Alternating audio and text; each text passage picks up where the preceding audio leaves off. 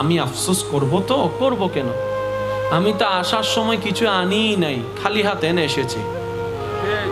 আমি আসার সময় কিছু তো আনি নাই, তো আমি হারাবো তো হারাবো কি? যা পেয়েছি সব দুনিয়ায় পেয়েছি, আল্লাহ তাআলা দান করেছেন। যা হারিয়েছি দুনিয়ায় হারিয়েছি, সুতরাং আমার হলেন আমি টেনশন করতাম। আরে আমি বান্দার চোখ বলে, পেট বলো, হাত বলো, পা বলো, চেহারা বলো, চুল বলো, একটাও তো আমার নয়, সব তো আমার রবের দেওয়া।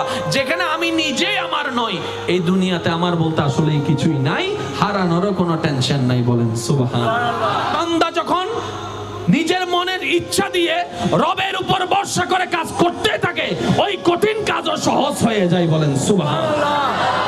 একজন মানুষ সর্বদা আল্লাহর উপর ভরসা রাখতো। সে বলতো, আমার কেউ নাই, কিন্তু আমার রব আছে। সুবহানাল্লাহ। জীবনের পরিক্রমায় একটা বিপদে পড়ে